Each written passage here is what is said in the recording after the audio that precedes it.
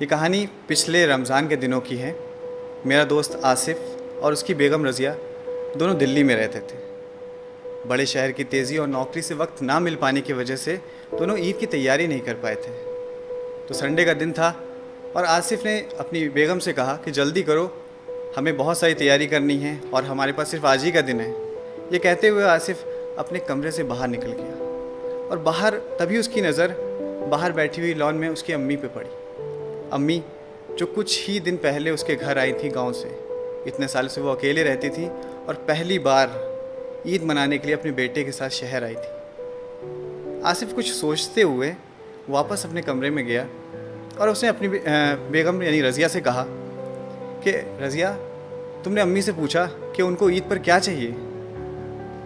रज़िया ने कहा कि अब इस उम्र में उनको क्या चाहिए होगा, 2 जोड़ी कपड़े, और इसमें पूछने वाली क्या बात है, वो तो हम ला ही रहे हैं।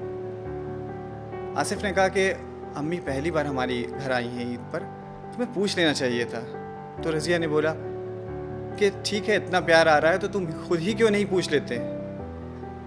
रज़िया की आवाज़ में थोड़ी सी तेज़ी थी।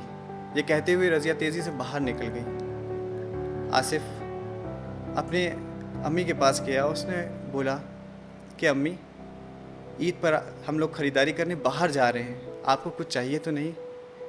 उतने में ही अम्मी ने बोल दिया कि बेटा मुझे कुछ नहीं चाहिए। बहुत ज़िद करने पर, आसिफ़ की बहुत ज़्यादा ज़िद करने पर अम्मी ने कहा ठीक है, तुम इतनी ज़्यादा ज़िद कर रहे हो तो ठीक है, मैं तुम्हें लिख कर दे देती हूँ। तुम और बहू इतनी सारी ख़रीदारी करनी है, कहीं भूल ना जाओ।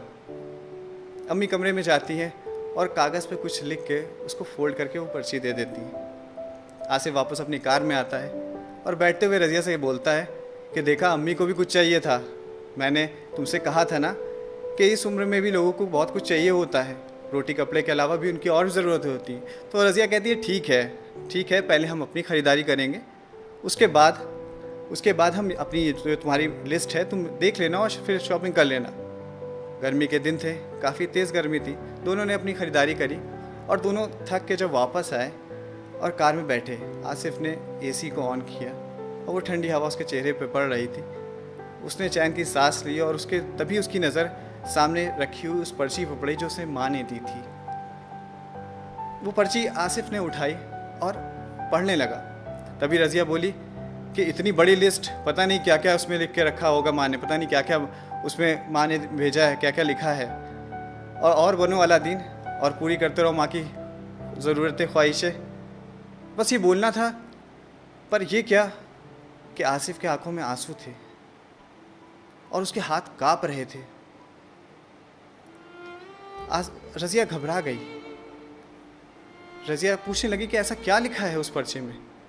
रज़िया ने पर्चा छीन लिया, मगर रज़िया हैरान थी कि इतने बड़े पर्चे में सिर्फ चंद ही अल्फाज लिखे थे। उस पर्चे में लिखा था कि बेटा, मुझे ईद तो क्या, किसी भी मौके पर कुछ नहीं चाहिए। फिर भी तुम ज़िद कर रहे हो तो तुम्हारे शहर के किसी कोने में मिल जाएं फुर्सत के कुछ पल, तो मेरे लिए लेते आना। ढलती शाम हो गई हूँ मैं, अंधेरों से डर लगने लगा है, बहुत ज़्यादा डर। पल पल बढ़ती हुई मेरी तरफ मौत को देखकर जानती हूँ हक है, टाला नहीं जा सकता, पर बहुत घबराहट होती है अकेलेपन से। तो जब तक तेरे घर पर हूँ, कुछ पल बैठा कर मेरे पास, थोड़ी देर ही सही बांट लिया कर मेरे बुढ़ापे के अकेलेपन को। बिना चिराग जलाए ही रोशन हो जाएगी मेरी ज़िंदगी की हर शाम।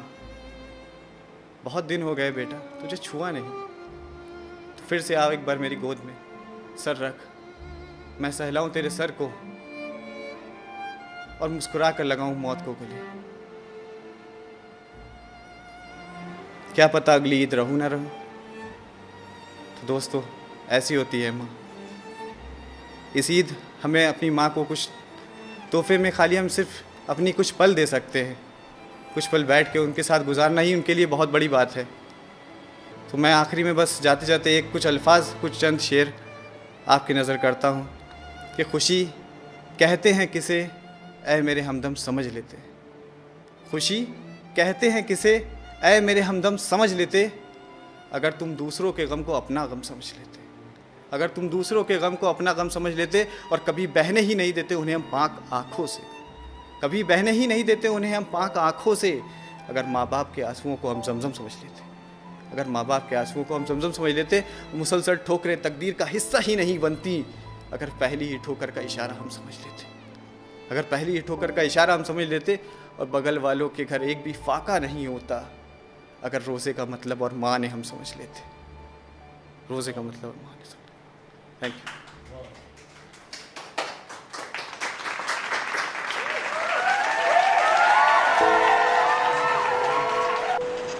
दोस्तों, चाहे ईद हो या दिवाली, अपने माँ बाप को ज़्यादा से ज़्यादा वक्त दें और उनके अकेलेपन को समझें। और अगर आपको मेरी ये कहानी अच्छी लगी हो तो हमारे चैनल को लाइक करें, सब्सक्राइब करें और ज़्यादा से ज़्यादा इस वीडियो को शेयर करें। Thank you.